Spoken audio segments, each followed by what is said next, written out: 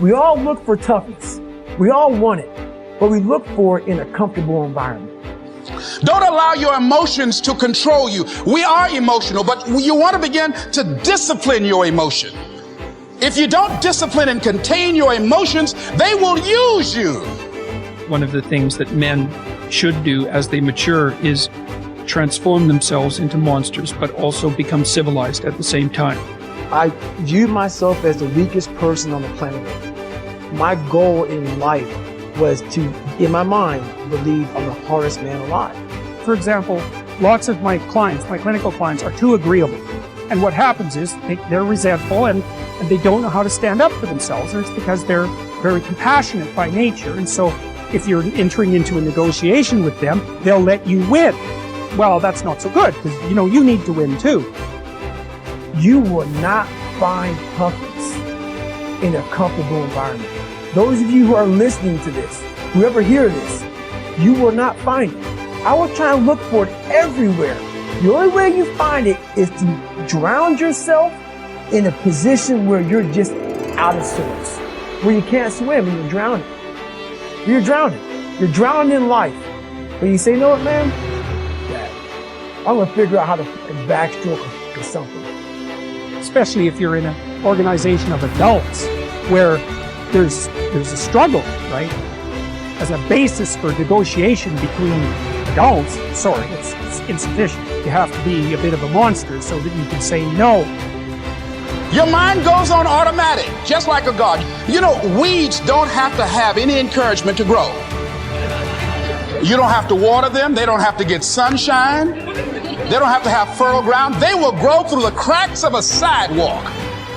But if you want to grow orchids or roses or any kind of exotic flowers, there are special processes and procedures you must go through. When you quit, your mind does this. When you quit, your mind says, we're done. So it doesn't expand. There's no expansion when you quit. When you say, F you, this sucks, I'm drowning, I'm miserable, I'm suffering, I'm broken, but I'm not going anywhere. What happens to your mind is it does this. It says, he's not leaving. So we got to expand. We got to figure this fucking thing out. So then these compartments in your brain start to they have to work. They have to work. And then you start to engage parts of your mind that you never engaged before. But you can't engage it by sitting back in these nice chairs, drinking this nice water, talking to you, talking about what I want to do. When you're in suffer mode and you say, I'm not going to quit, you're forcing your brain now to operate on a level it's not used to. But then it becomes used to. You don't have to force yourself or motivate yourself to think negatively, to be depressed, to hate somebody, to want revenge, to want to get back at somebody, to beat yourself up over the head, to feel loaded with guilt. You don't have to make any effort to do that. Your mind is on automatic. It will do that by itself.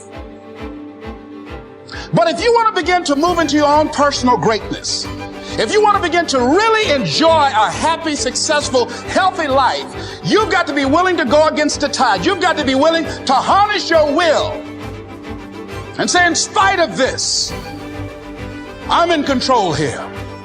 I'm not going to let this get me down. I'm not going to let this destroy me. I'm coming back, and I'll be stronger and better because of it. You have got to make a declaration that this is what you stand for. You're standing up for your dreams. You're standing up for peace of mind. You're standing up for health. You want it, and you're going to go all out to have it. It's not going to be easy. When you want to change, it's not easy. If it were in fact easy, everybody would do it. But if you're serious, you'll go all out.